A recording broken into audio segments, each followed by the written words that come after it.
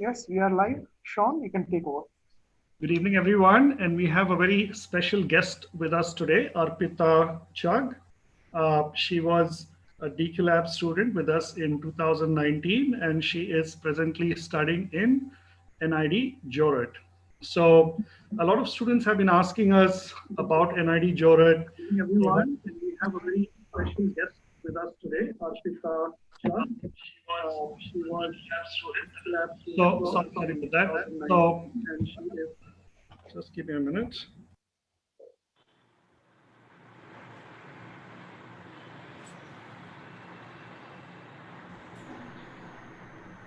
Okay, yeah. Arpita, and a lot of students have been asking us about NID Jorhat information, about the campus, about the facilities, about the place. In fact, they've been wanting to talk to a student, and we thought that and Arpita wanted to talk to students who want to hear more or have questions about NID Jorhat. So I hope this will be useful. To all the design students who are considering NID Jorhat as one of the premier institutes to study in. Okay, so first of all, I would like to introduce Arpita. Could you introduce yourself, please? Yes, so hi, I guess my name is Arpita Chugh. I was a student of DQ Labs. I was there for around 2 years in 11th and 12th, and now I am a second year student at NID Jorhat. I actually was the one who was pushing towards, this session with everybody who was actually confused about which design college they should opt for, whether they should actually choose Jorhat or not, simply because I was in your place last year and I know that the amount of stereotypes and prejudices that actually surround the Northeastern states, and believe me, I had them as well. I mean, I was very skeptical about going to Northeast India, and I didn't have anyone to sort of ask these questions to simply because I am the first batch. I don't have any seniors. So I had to figure this out all on my own, talk to people my age and not someone that could guide me and, share their experiences.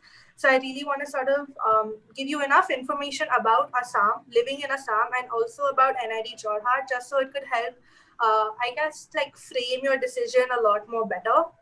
So I'll be talking about my experience in college, and I'm going to sort of divide that into two aspects. One is going to be based on like the student lifestyle in the sense health and wellness of the child. That will include everything from transportation, safety, security, and the convenience factor of living in NID Assam. And I'm also then going to be talking about facility, faculty, student body unions, associations, and just the lifestyle about living in like hostel life in the Northeast India.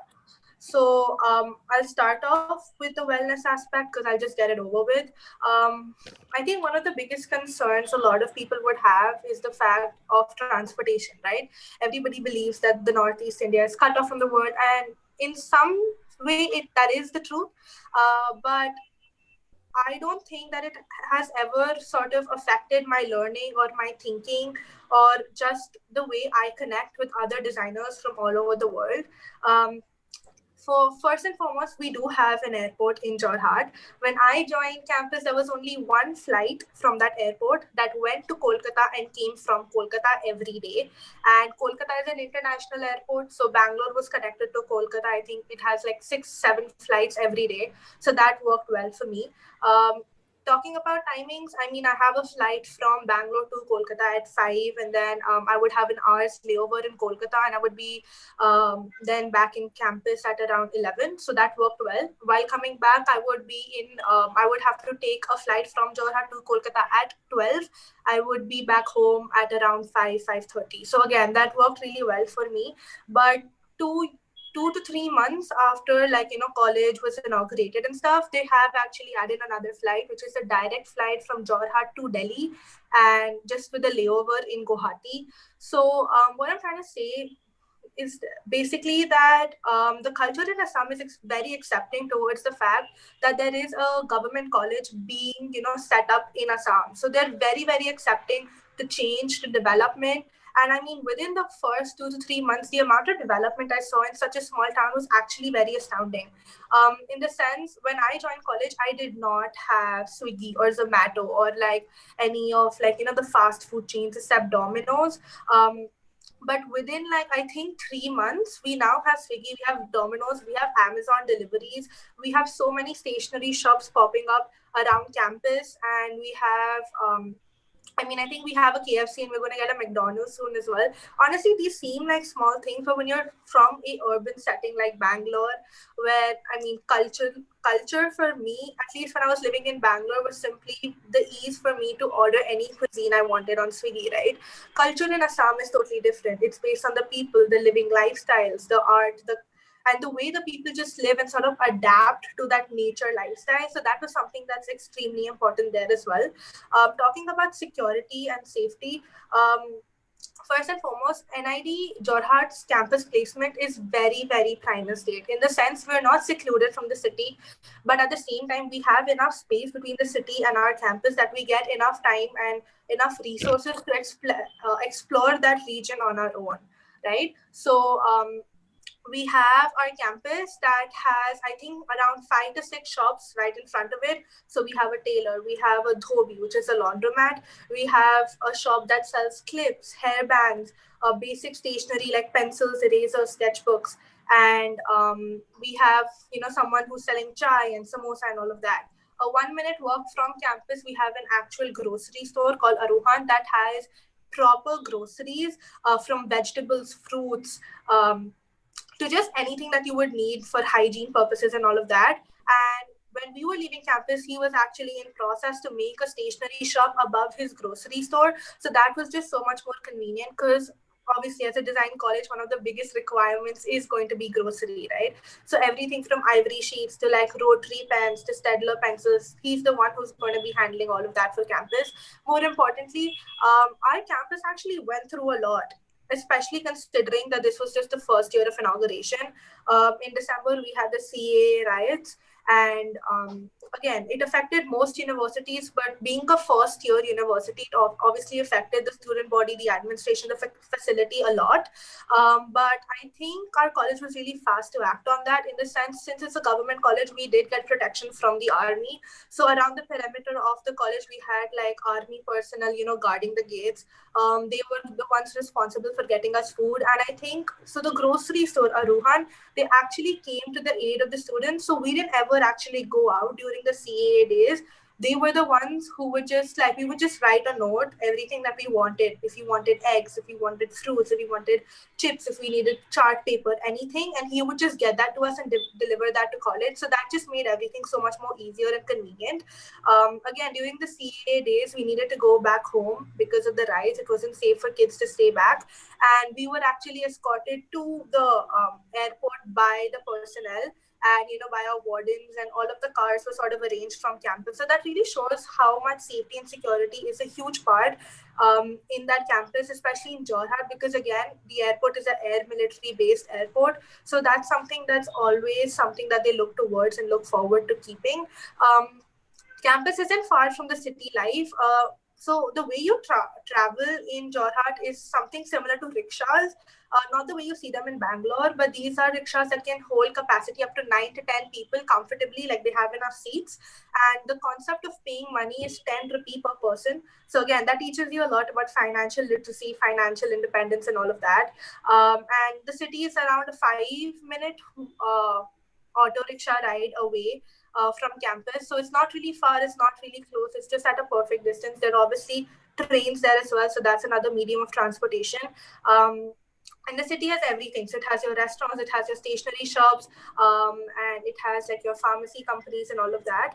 Hospitals are going to be around a 10-minute distance from campus, and college has an on-call car at all times. So if you ever need to go to the hospital, you just need to tell your warden. The warden's going to come with you. You got to get a friend, and they take you to hospital. They're in charge of you there. All of your monetary factor, if you don't have any, they're going to take care of it. And they're going to be responsible for bringing you back. But obviously, you can't go to the hospital every time you're sick. So we also have an on-call doctor in campus who comes, I think, thrice a week, if I'm not wrong, and he stays for like a couple of hours a day. He's a retired army doctor, and you don't ever have to go out to buy the medicines that he prescribes. You can just give it to your warden, and they just get it for you by the evening and stuff.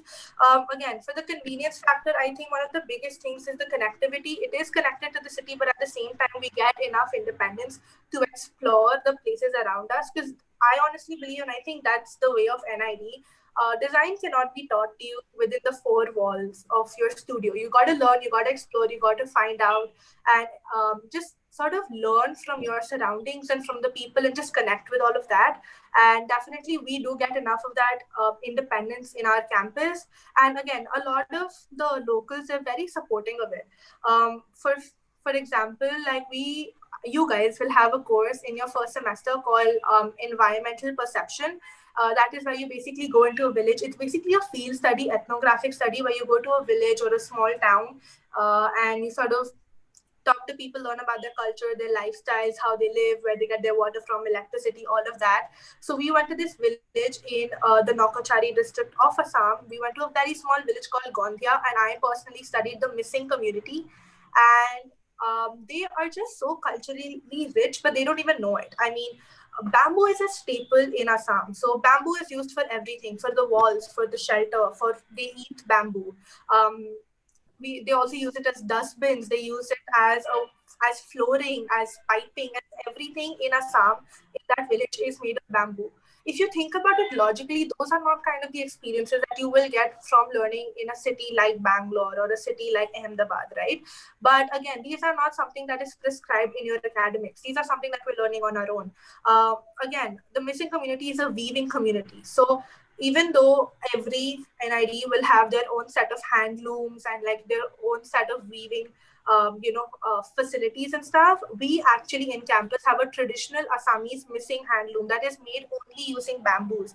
And, it's sort of supposed to be put in the sand. That's the only way it's actually stable enough for you to, work it. And we have that in campus. We actually went to the community, learned how they weaved a couple strands with them as well. So again, it's a huge learning experience. And again, the community is really accepting to the fact that there's a new college in town.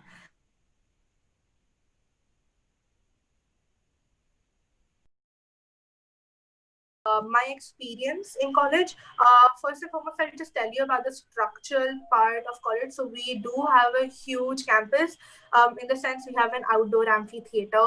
Where we usually have plays and we have music festivals and all of that. People go there to chill. It's a very beautiful place for stress busting. We have an indoor auditorium for movie screenings, again for plays, for functions to take place. We have 4 lecture halls. Could you tell us how many acres the campus is, Arpita?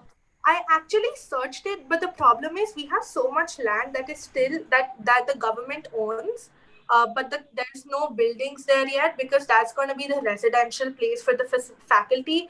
But I think right now around 50 acres is what I'm assuming is the number. But I'm pretty sure there's land behind the campus that hasn't been built on, but it's still owned by the government. So they're probably going to be making residential places for the faculty. We need obviously more hostels for the boys and girls because right now we only have 1 hostel each. Probably by 3rd year is going to be full. So obviously they will need to start, building that, I think this year as well. So I'm not really sure on the number. I really tried searching for it, but I couldn't find any stats for the same. Oh, approximately. Even 60 acres is a huge area. Right. We also have a cafeteria that opens from 11 to 7, and you get everything here from rolls, Maggie, puffs, coffee, tea, fruits. So that's there as well. We in campus play basketball, football, table tennis, badminton, throwball, volleyball, and all of those sports.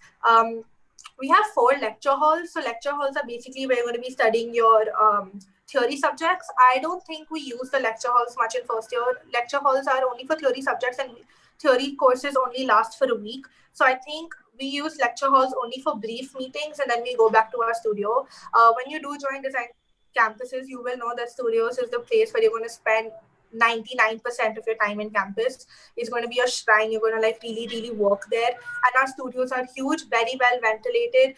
We have huge working spaces, 2 lockers, each enough space for us to actually keep our chart papers, pencils, and all of that there as well. In the same building, we have offices for all of the faculty. We also have common meeting rooms with projectors and stuff, if you ever want to present something using a screen and all of that. Similarly, the lecture hall has tons of bulletin boards and projectors and whiteboards for the briefing of the students.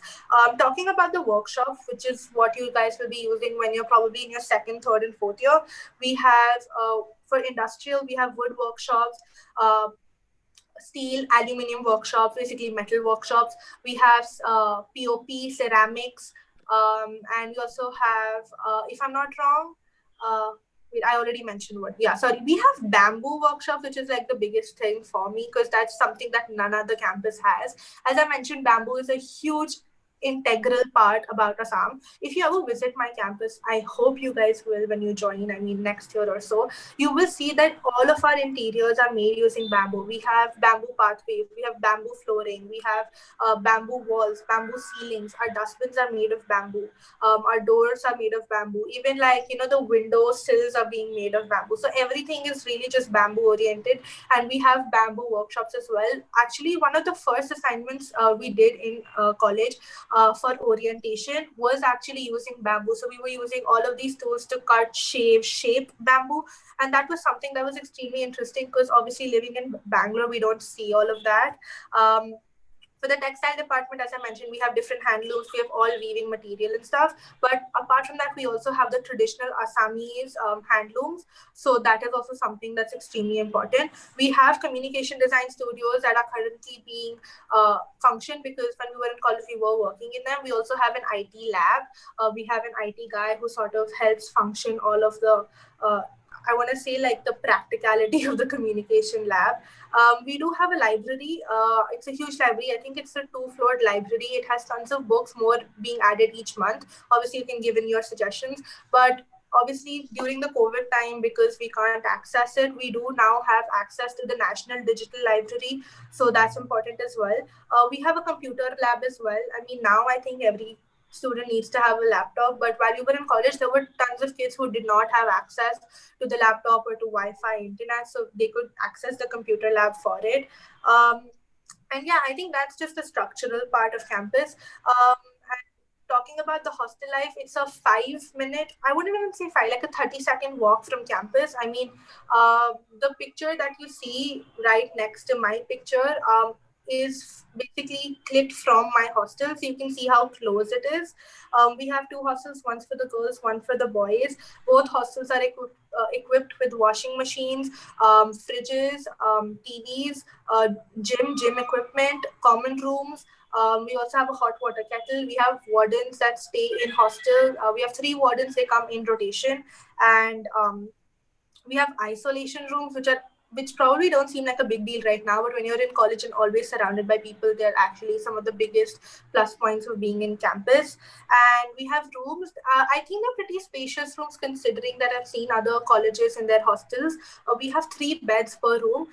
The current orientation they actually gave our rooms in, we actually changed that. We made it so that it was a lot more spacious. We have enough walkways.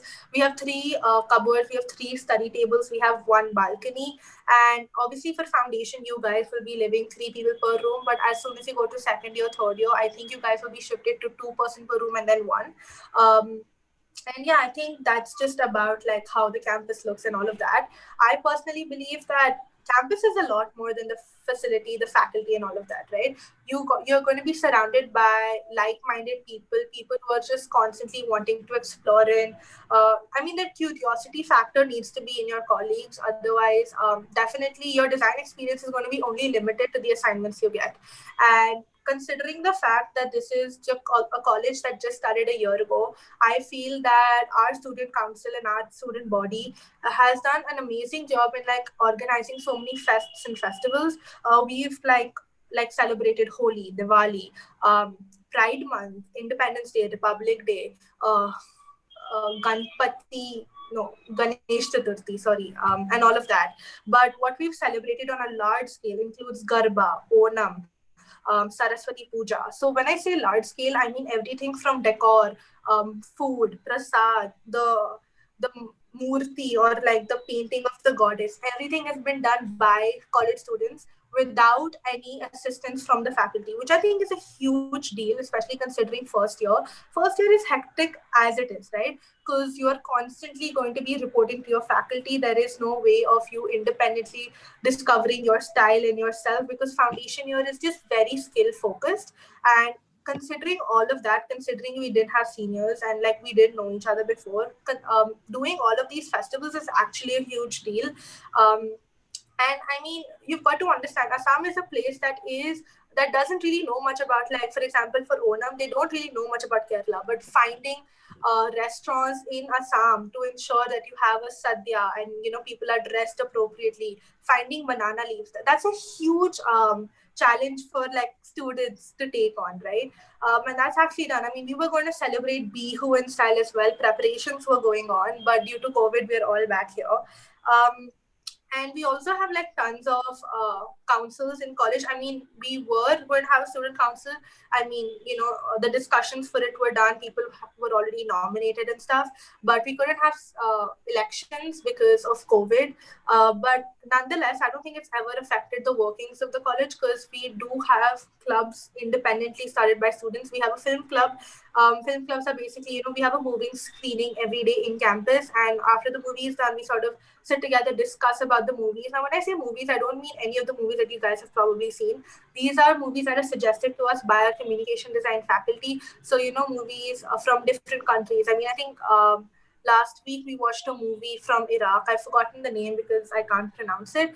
But after that, we sort of discussed the movie. Honestly, these things are extremely important for having open-minded discussions and just ensuring that you're learning and being not opinionated, because at some point you will realize that your experiences define your design, but that shouldn't be the only things that define it. You should be constantly able to learn and grow, right? So Arpita, yeah, so we have a lot of questions coming in from students. Right. Okay. I'll just get that to them. I mean, yeah, I was almost done. I mean, the only thing left was the fact that we have a cultural club as well. So we have open mics where we do stand-up comedy, music, mumble rap, anything. And these are honestly just stress busters, but that really help you gain confidence in college as well, right? I mean, even through COVID, I personally don't think that my college experience is lost in the sense, because I still have film club meetings every week. I still have video conferences calls conducted by these clubs every week. So it's still a very engaging process. Moreover, I think a college is basically defined by the way any institution basically is defined in the sense how dynamic they are, how fast they change with the times. And definitely, I've seen tons of changes during the COVID pandemic in Jorhat and Jorhat's faculty, something that I haven't even seen in like Ahmedabad's faculty, right? I mean, because again, we do have more facility, we do have more labs, we have more technology than most colleges, because yes, it did start a year ago. But definitely, I feel like my learning was never hampered, even though design is a very practical subject. It's not something that's just theory based. But yeah, I mean, I think that's about it. I'll just get to the questions then.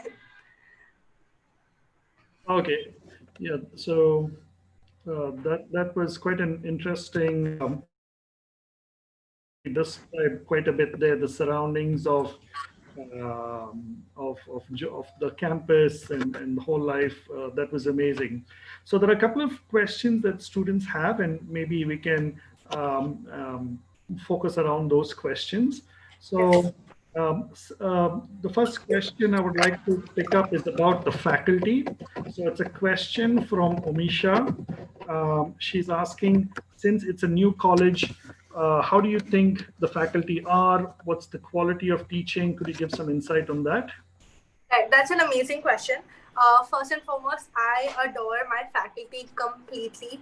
I mean, honestly, you will notice any design college you go to, government or private, abroad, just design faculty in general are just very open-minded to any sort of thinking process, right? And my faculty is obviously the same. Learning is amazing. They learn, they teach at the same time, very open to different forms of assignments. As I mentioned, very dynamic in nature, since even through COVID, I never felt that my learning was lacking. I mean, our first course in COVID was a theory course. And the reason they conducted a theory course first was because they wanted to get the hang of like the digital platforms, right? And But towards the end, we have done so many practical courses as well. And the amount of work that I've actually done at home is probably the same as much as I would have done in college. So that's one. Number two, Jorhat, personally, I feel like my faculty is very well connected, in the sense my director is very well connected. So we have tons of visiting faculty. I have faculty from Ahmedabad. I have faculty from other private institutes. I have faculty from JJ College of Arts, which is in Mumbai. It's a college for like art, not design. I have faculty from other IIT institutes. I mean, I think we had 3 faculty from IITs, because they have design as one of their courses as well. And one of the biggest things, I guess, is just connectivity. Your faculty really needs to know other people than just the ones they're surrounded with, because you want to get more than just one opinion. And I mean, my director is now connected to this guy in 3M. I don't know if you guys know 3M. 3M is a manufacturing company that manufactures both consumer products and industrial products. So, I mean, from Scotch Brite to Post-it to like industrial made products, all of that has been, made by 3M. So we actually had a course conducted by guys from 3M. They conducted a material handling course, very informative. And that's something that I don't even see in other NIDs as well. More importantly, we have connections to a bamboo lab. So I don't remember the guy's name, but there's this guy from Germany that's actually planning to make a bamboo lab in Jorhat. Again, as I mentioned, Jorhat is extremely like diverse in their use of bamboo. So, and our college is actually going to be integrating with them to ensure that our students can have access to that lab.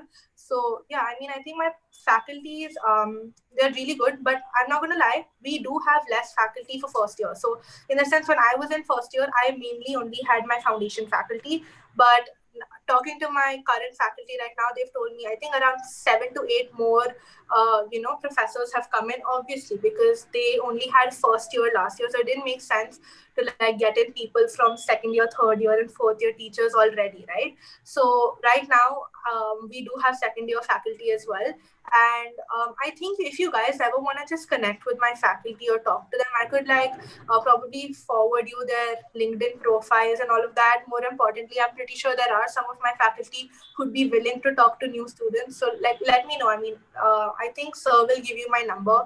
So you could just call me anytime and I could probably connect you to my faculty as well. Yes, that would be amazing, because there are a lot of students who have the option of getting into NID Jorhat for this year as well, and it would be really helpful for them if they could connect with you or talk to the faculty, and get a lot of insight. Of course, if people get in touch with us, we will share information accordingly. So. Also, I wanted to ask you, like, say, being a design school, it's extremely, it's not just your faculty. How are how are the students and your colleagues and your batchmates, and how's your experience with meeting, students from all over, and each one brings in some skill to the table. What would you have to say about your classmates and your batchmates? So we're a batch of 60 students. It doesn't seem like a lot. Believe me, it's more than enough. I mean, it was Sean sir who told me that I think even like 20 people were enough for you to study design with. I mean, connections can be made with a group of just a small classroom as well. And 60 is a huge number. My classmates are amazing. As I mentioned, we've organized so many fests together. We've gone to so many fests together. And all of us just have a very curious mind, I would like to say, because I've never seen an idle day in college. I remember there was a day when we didn't have any assignments, no work, but we planned to just go out. We went to this sort of tea plantation. I think an hour's drive away from campus, and all of us just went there and did live sketching. It's not something that the college forced us to do. No faculty advised us to do that. It's just a student initiative that actually made us do that. Friendships are very easy to make in college because everybody wants to be friends. You will have amazing seniors, and I can say that for a fact. You'll have very accepting seniors as well. More importantly, I definitely feel the fact that all of us come from 29 different states is such a huge plus point. Believe me, I mean, I thought of myself as a very open-minded individual last year. I mean, that was something that I would boast about. But I mean, I think a day or like a week in college, and I knew that, I have never experienced half of the things that most of them have. Because there are people coming from different economic statuses, people who are coming from different parts of the world. I mean, we live in Bangalore, right? We are in a place surrounded by urbanization, surrounded by development, surrounded by startup companies. I mean, everything from like Swiggy, Zomato to like Dunzo, it's like literally on our fingertips. But there are places out there who don't really use a lot of phones. There are people out there who, they still do everything by hand. They are very manual in their work ethic. And learning from them, talking to them, connecting with them has definitely been one of the most valuable experiences of college life. Okay. So there's a lot of questions, especially on preparation for NID and GK. So let's try and pick up some questions. Okay, I would like to pick up a question by Saraja. She's asked, actually one or two people, students. So Saraja asked, how did you prepare for your GK? Also, there's another student who's asked, Aditya, what are the reference books you used, or what do you recommend for GK? Could you shed some light on that? Right. Personally, Manorama was what I read day in, day out. And I think my GK was just sort of being aware from a very beginning stage of my life, in the sense I didn't cram it up last minute. I was constantly reading the newspapers. I was constantly reading Manorama since I was in probably grade 9, if I'm not wrong. So that's just something, a habit that you've got to develop. Again, it's not too late. I mean, even if you're in grade 12 right now and you really want to start preparing for GK, I mean, there's no late, but in the sense, but I think just being constantly aware. Obviously, like right now, if you look at the news channels and stuff, the only thing they talk about is just Sushant Singh Rajput's case. Honestly, but there's a lot more going on, right, in the world. I mean, recession, unemployment rates, job, everything. So climate change. So personally, I would think I advise you guys to find a good source online, books online. Manorama was mine. Also, one of my cousins was studying in Delhi in this place called Design Circle, which is again a design institution. And they had their set of recommendations as well. So I sort of looked across those as well. Plus DQ had DQ Edge. So I was constantly on that. I would like refer to all of the information that was there on DQ Edge, on Manorama, on newspapers. Also, you can actually refer to this Instagram account called Fayed D'Souza. I think she is very on point with what's happening with the world right now. So just being aware of current affairs is what you really need. I mean, I think if you guys would have seen the GK papers, I mean, right now they're 30% and 70% is drawing, right? So they're more focused on just like Indian culture. They want to know who won the Padma Shri. They want to know, what kind of fabric you sort of find in like Punjab. So I definitely think those are not some things that can be learned in a day. So I would still suggest that you sort of follow tons of podcasts as well, and just sort of be aware on a daily basis. It's not something that you study in the sense, it's something that you've got to learn how to accept and understand, basically. Okay. There are a couple of questions from Sri Ram, from Madhumita. It's basically about how did you manage your time in the 11th and 12th when you were preparing for NID, and how many hours did you spend preparing for the NID exam? Okay, I'm not gonna lie. I was not one of the students who was constantly designing or constantly studying. So when I was in my 11th and 12th, I was someone who was directionless. So I had chosen science, okay? And I think the day before I had to join school, I changed my subject from science to commerce because I realized the amount of dedication and hard work I would probably need to give for design and design institutions was probably a lot. So I went to DQ labs every Thursday, Friday, Saturday, Sunday. So that is where I would figure most of my sketching, my drawing, my painting, my creative thinking, and all of that. I would study GK at home, but at the same time, I was preparing for abroad colleges. So I was also maintaining a portfolio, trying to figure out how to make a portfolio and different projects for that as well. Since I was planning to go abroad, I needed enough certificates and recommendation letters from my school as well. So I was also focused on that. I was constantly going for fests and all of that. So I don't know if I could ever tell you how to manage your time. I think what I could tell you is about prioritizing. You need to understand that at this point in life, like you need to sort of have this conversation with yourself. Basically, at this point of time, what would you actually value more, right? I mean, is your unit test more important than probably going to a fest? I had to prioritize tests over unit tests because I wanted certificates. You need to figure out what you need to prioritize over. For example, for writing the NID and NIFT exams, I actually skipped my 12th grade pre-boards, which is a huge deal because the Indian society really values your marks and academic numbers and stuff. Though that's not how you actually calculate someone's smartness, I would like to say. So I skipped that on a personal level. There were teachers who supported me. There were teachers who don't.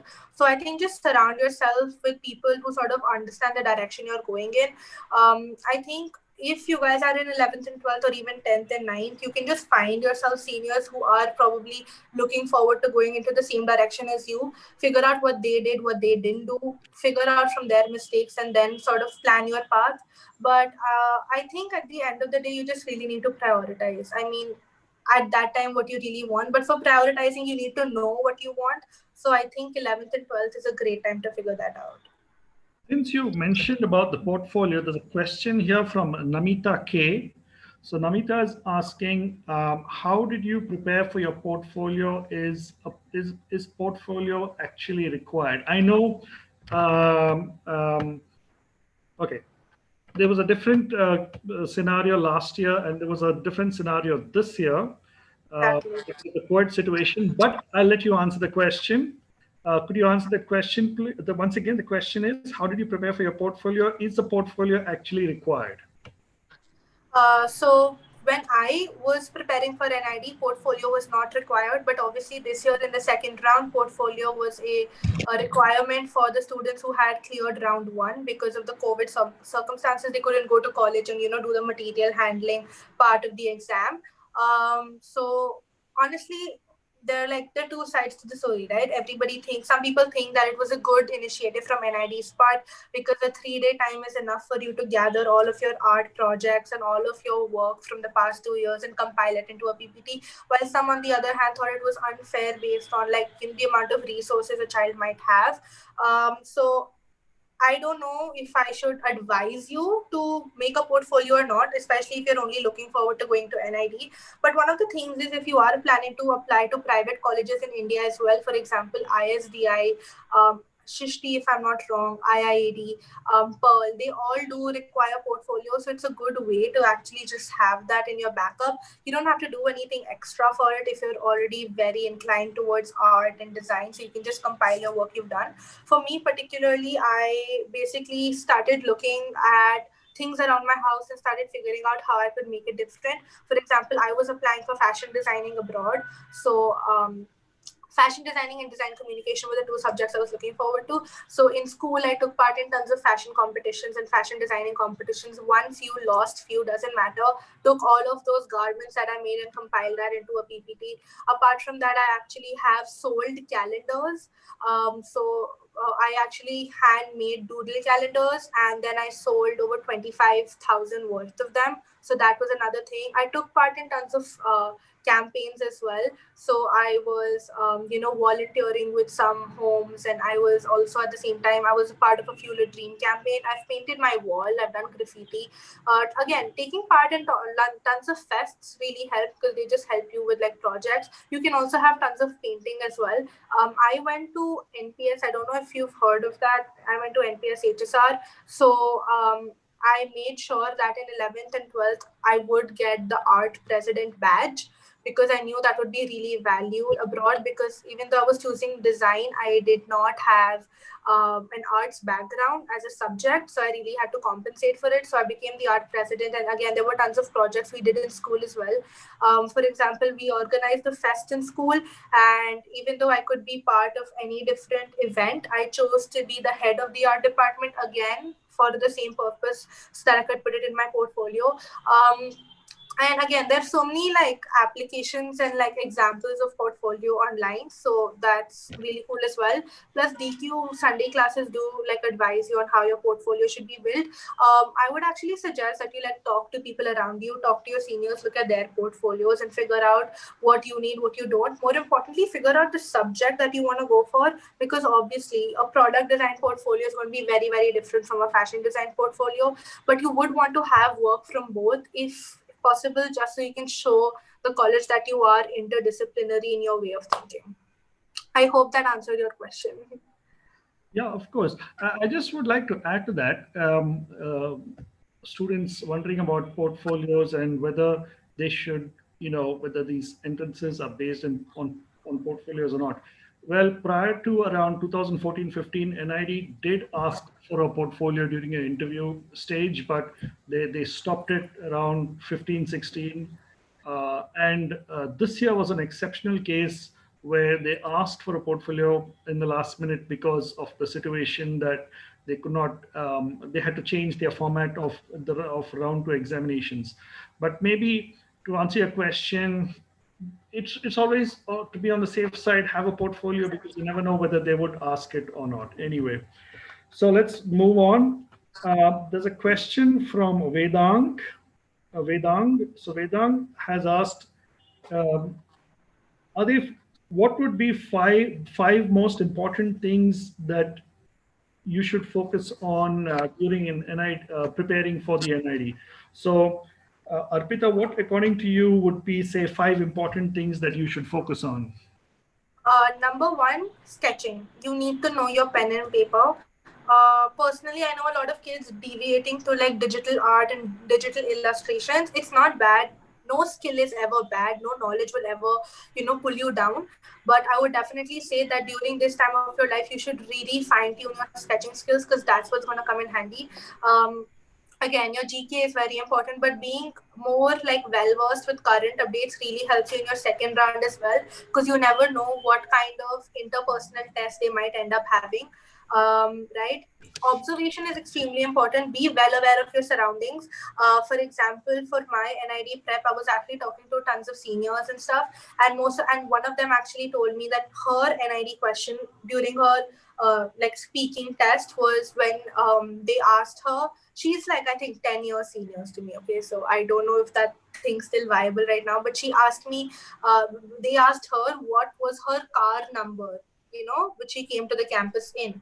And again, you can make stuff on spot, but just being constantly observant is extremely important as well.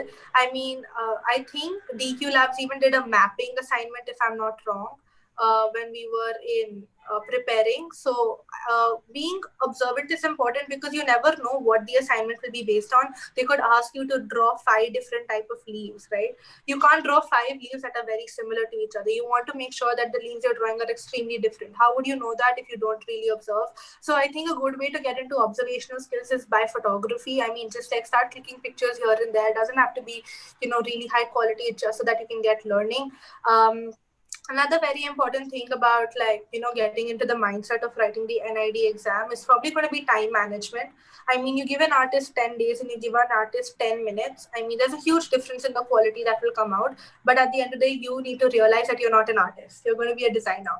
So make sure you figure out ways on how to manage your time. There could be ways done. For example, figure out the important settings, skip the details at first. Don't focus on shading right at the beginning. Focus on the line drawing first, go to the next assignment, the next question, figure all the line drawings out first, and then go back and start shading. That's one way to go about it. Or you can find your way by actually practicing enough. from NID papers, NID questions. I mean, there was a book that I had. I'm sorry, I don't have it anymore. I think it was NID and NIFT prep or something like that. So you can answer those questions as well. Another good thing to know is how to use dry mediums, because you cannot be using watercolors in the test, because it'll take just too long to dry. So sketch pens, color pencils, or just like your grade pencils, they're good things to start with. Like, start fine tuning your skills. Okay. We have another question from Abai. He says, what's the balance? So how much focus did you give for theory versus sketching? Okay, so I didn't know that my theory was going to be 30%, because when I walked into the exam, I was under the impression that my theory was going to be 70% and my drawing was going to be 30, since that was the pattern of the year before me. And so towards the last few days, I had totally stopped using my pen and pencils. I was just, reading, because I did not know what they would ask, and all of that. But I think the reason I still cleared round one was because I had practiced my sketching a lot, right? So I was just well versed with sketching, in the sense I was practicing every day, even if I was just drawing, one sketch a day. It did fine because I was practicing for 365 days then. But I would suggest that don't sort of go towards the aspect of, okay, I will have to study theory today. Make it a lifestyle. While you're sketching, maybe read a podcast on the news, right? So you're killing two birds with one stone. You just have to constantly keep listening to the news. You don't have to memorize it. Because once that question does come on the paper, it's going to be a tick mark question. So you will figure out what's going on, because the news is very repetitive. So, yeah. Okay, interesting. So let's see. So some students are asking questions based on your first year. So Omisha is asking, what did you learn in the NID? What did you learn in the first year, and how much of it was based on what teachers taught, and how much of it was based on your self-learning and experimenting? Okay, very, very good question. First and foremost, my rank was 342, okay, when I got into NID. I didn't get in when I went to Ahmedabad. I got a call later on telling me that I had, 3 days to answer and whether I would like a seat or not.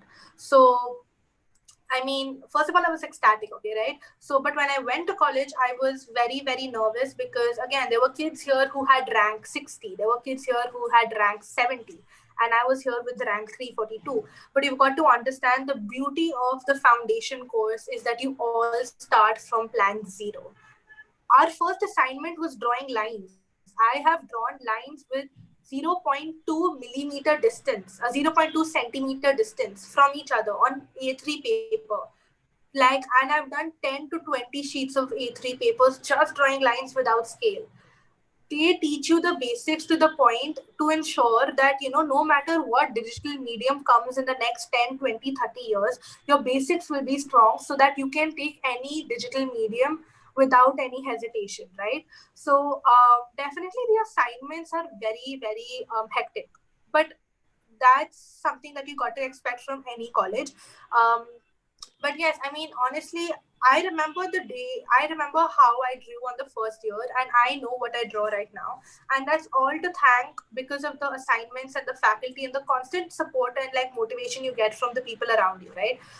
But when you're talking about my individual initiative, my exploration, what I explored was something not for an assignment. I was exploring how to improve my speaking skills, because I had to do my jury, and jury is very verbal. I had to explore and learn my layouting skills, because I have to put up my work behind me on huge bulletin boards. So I need to know that it looks aesthetic. I was reading books on visual merchandising, because that's something that I'm personally very interested in. See, the thing is, you can submit your work, right? You can draw lines, you can submit your work, you can get your marks. You can get a 5, you can get an 8, right? That's based on the faculty, but you can do your level best. I think what really matters is just your initiative to make sure that what you are submitting is the best that you can do. Initially, in the first few days, obviously, everybody was just submitting in hopes of just completion. But believe me, by the third course, by the first month end, everybody was redoing their own work just to improve themselves. And that's not something that the college will force you to do. That is not something that you will force yourself to do. That is just something that the environment you surround yourself with is going to inspire you to do. When you see so many kids and when you see their work and you see that, hey, I want to be something like that, you will put in that extra 1 hour of hard work, if that makes sense. Interesting. So we have a question from a student logged in as Brain Sense. So the student says that she got admission into NID Jorhat this year. So you will see the student there. So the question is, what happens after the foundation year? How do you pick your streams after the first year? First of all, I'm really looking forward to get to know any of my juniors. You have no idea or how excited our batch is. We have meetings every day in order to like figure out ways for you guys to be more comfortable with the online platform, online medium, and how we could connect through phones and stuff.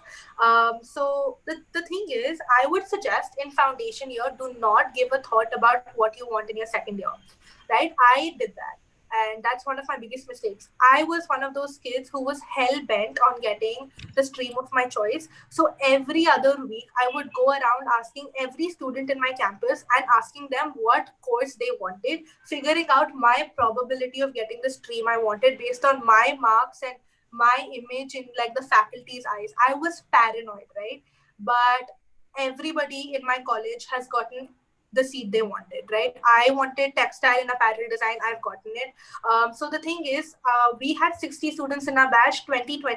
That's the division between industrial design, communication design, and textile design.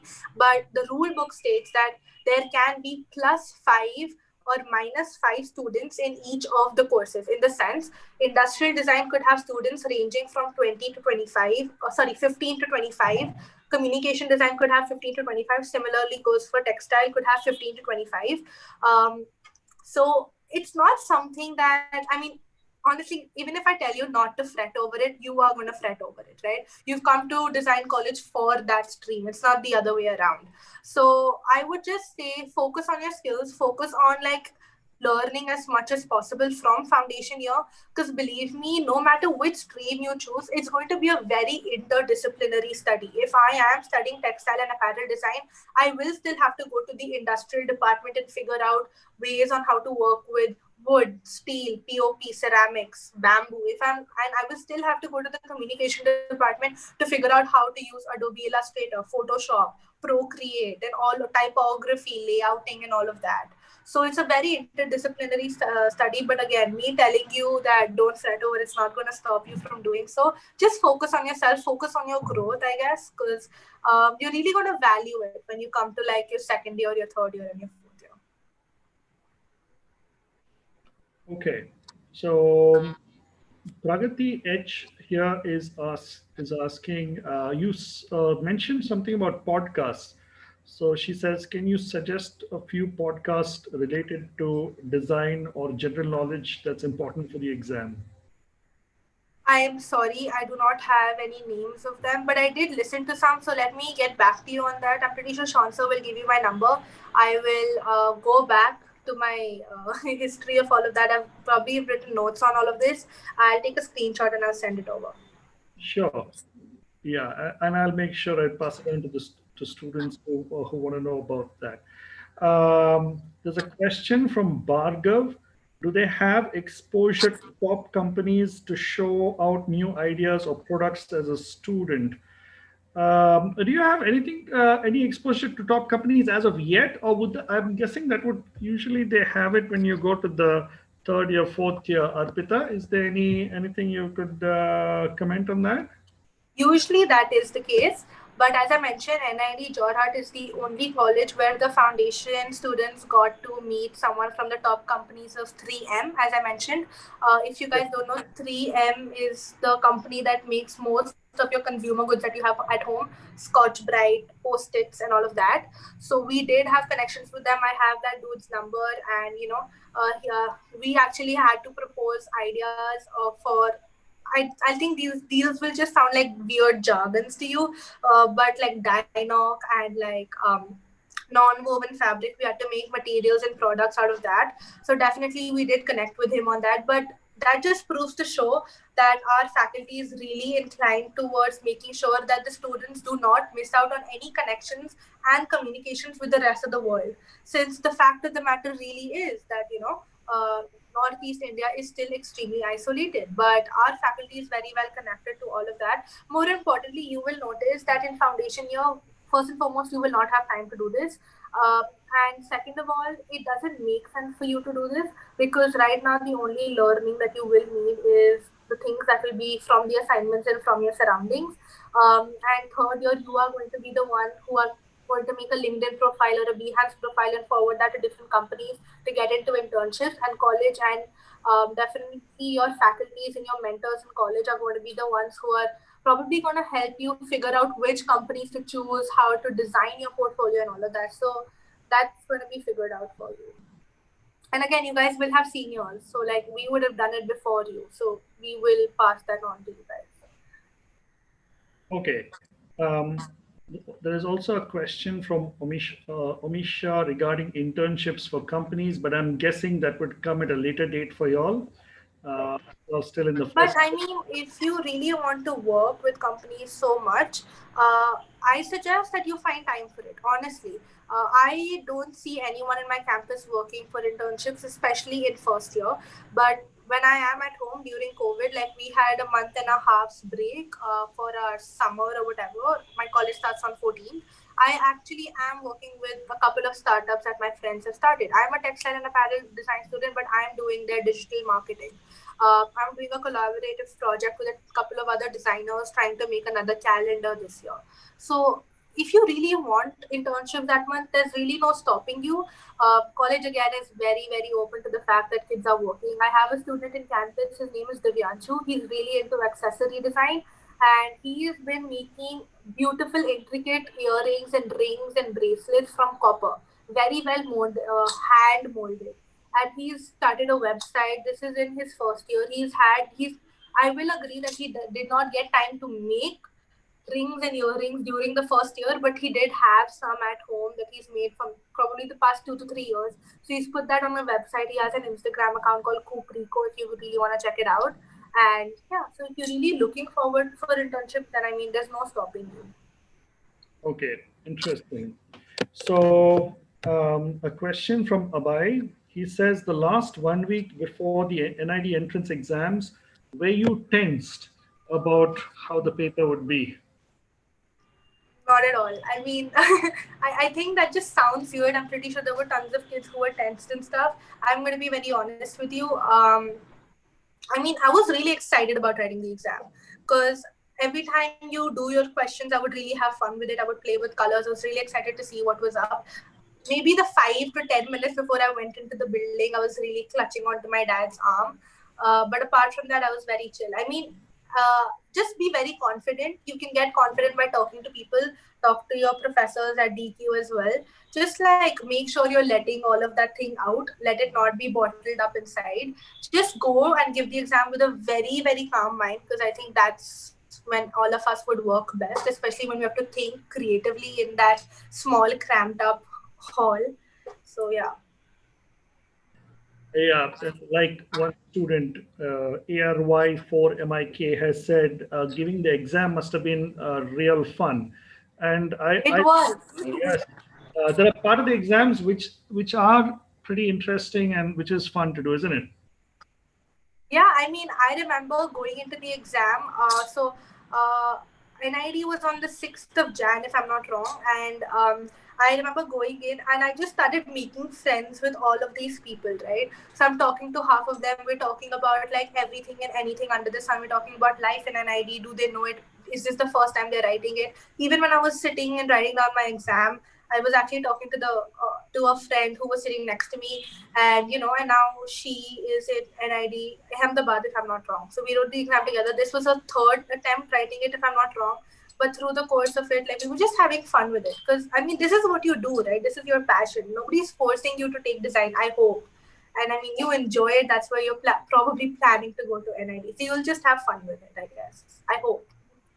We have a question from Anusha Rajesh. She asks, is it necessary to be well equipped with software and digital mediums for the foundation course? No, not at all. If you really want to take my opinion, I will suggest stay as far away from that as possible. You really want to focus on your pen and paper because after first year you will not really touch that a lot, right? You will be more focused on digital mediums like Rhino, Render, Illustrator, Adobe, Procreate, and all of that. You have enough and more time in your life to figure out ways to sort of get a Wacom and your iPads and your styluses and all of that. I would suggest stick to your pen and paper, fine tune those skills, find your medium is what I would suggest. For example, my medium is pen. I prefer to draw with pen. I prefer to render with pen. I prefer to doodle with pen. I do not like pencils or paint as much. So use your first year effectively to figure out what you like, which direction you would like to go into, and all of that. Okay, so we have a question from Elena. So the question is, what according to you, okay, do you think that there is scope for animation? So she would like to know, according to you, what's your opinion? So we have 3 courses in any of the NID institutes apart from Ahmedabad, which is communication design, industrial design, and textile and apparel design, right? Communication design is going to teach you 2 things. It's going to either teach you the cognitive part of design or the narrative part. So that will include everything from animations to UI, UX to visual narration to branding, package designing, marketing, and all of that. So you have tons of scope. You will have amazing faculty. You can always look at Behance profiles. You are going to be very, very much, if you're really inclined towards animation, then obviously, I mean, you can like start having an animated style of drawing using pen and paper. But there's tons of scope. I mean, you've got to understand that design is such an interdisciplinary subject. You will have scope for everything. I mean, at the end of the 4 years, if you want to be a like wildlife photographer, you can still do that because college would have equipped you with photography and like ethnographic studies where you have to live and like sort of figure out a way on how to go into jungles and figure out like the kinds of leaves and like the plants and the wildlife there. So college is really going to prep you for anything that you really want to do. If you're really that inclined towards animation, I think from second year onwards or the first semester ke baad wala summer, you can start looking at courses that you can take. You can do your individual initiatives. It's really not that hard to get into like something that you're passionate about, especially in NID. Okay, so there are a lot more questions. Unfortunately, we have run out of time because the session was from 5 to 6. So, Arpita, I would like to ask you, what would be your closing statement for students who have an opportunity to get into NID Jorhat for this year? What would you like to tell them? Okay, thanks for saying that. Actually, so I don't know if most of you know this, but I was the one who really like forced having this meeting. In the sense, I was the one who called Sean sir about this because I know the situation you're in right now. I was so skeptical about going to a college in the Northeast, which is complete opposite to my lifestyle in Bangalore. I really hope that I broke some stereotypes about living in the Northeast, but you've got to understand, I don't think there's a better place to study and get inspired from than the Northeast because it's a cultural treasure box in the sense it hasn't been touched. There'll be things that the world outside Assam doesn't know about, but you will. You will study about different art forms and different styles that the world outside Assam doesn't know. You've got to figure this out, right? Design is a very, very competitive profession because it's based on a lot of freelance work. So what is your edge over the other? Your edge could be the fact that you know so much about the cultural nitty-gritties of Assam, and not in the sense that, oh, you need to know how to use bamboo, right? Just the color palettes. You can figure out a way on how to do weaving in a different style and still make modern looks, right? I definitely don't think, personally, I really think I'm sounding like I'm pushing all of you to come into Jorhat, but I really hope you guys understand that the way the ranking of the NID is done is based on just the inauguration date of the campuses. Why is Ahmedabad the #1 campus? Because it was inaugurated so long ago. Why is Vijayawada next? Again, because it was inaugurated 4 years ago. Why is Kurukshetra and Vijayawada mein? Why is Kurukshetra third and Vijayawada second? Because Vijayawada was inaugurated 1 year before Kurukshetra. Same goes for Bhopal and Jorhat. Bhopal and Jorhat was started on the same year, but Bhopal was construction started 10 years ago. NID Jorhat's construction started 9 years ago. That's the reason Jorhat is #5. I've talked to this with my director as well. And the only way our rank could go up is when our students graduate, and then the success of the graduate students can hopefully push the rank up. But you've got to understand, you're going to be studying the same academic things. What will change your design experience is just based on the people you surround yourself with, the culture you surround yourself with, and just your inspiration you take from the surroundings, right? If I have to compare NID Jorhat to NID Bhopal, since we both have only one batch right now, I mean, our college has done so much more academically, socially, culturally, and also our college has been so much more dynamic in the sense for learning during COVID times. Bhopal, as a college, the only thing they organized the whole year was a freshers party, which was prom theme. That's the only thing they've ever done as a student body union. I mean, you've got to really figure out that you are not going to be only learning within the four walls of a design campus. You can learn from anything, you can learn from anywhere. Even if you haven't gotten into NID and you're really like sad about it or whatever, you've got to understand, even if you go to any private college, the amount of effort you will take to study design, that's on you. I mean, no faculty is going to force you, right? Or you have to study design. That's your take on it. So yeah, I really hope that I've like probably pushed more of you towards answering to NID Jorhat's sake than like straying away from it, because I'm really looking forward to like having more people from Bangalore.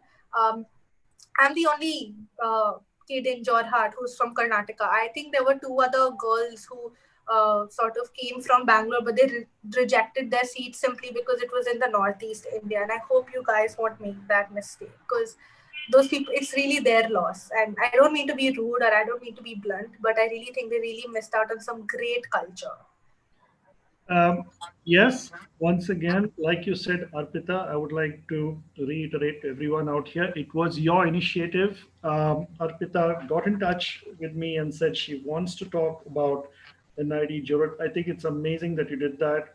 I think a lot of, especially when you see pictures of the campus and things like that, it's a huge campus, it's a beautiful campus. Like you said, there's so much of support within the campus itself, with the community outside. I think it's an amazing opportunity if you get a chance out there. And and like Arpita said, the faculty are more than willing to talk to those who have got in or got an opportunity to get there and who would like to know more information. Either you can get in touch with her through social media, or you can get in touch with us, those who have cleared, and we can put you on to Arpita. So thank you so much, Arpita, for taking the time and talking to the students and telling them and answering their questions. All the very best, and and we shall talk to you later. Okay, bye for now. Thank you so much. Thank you for having me. Thank you.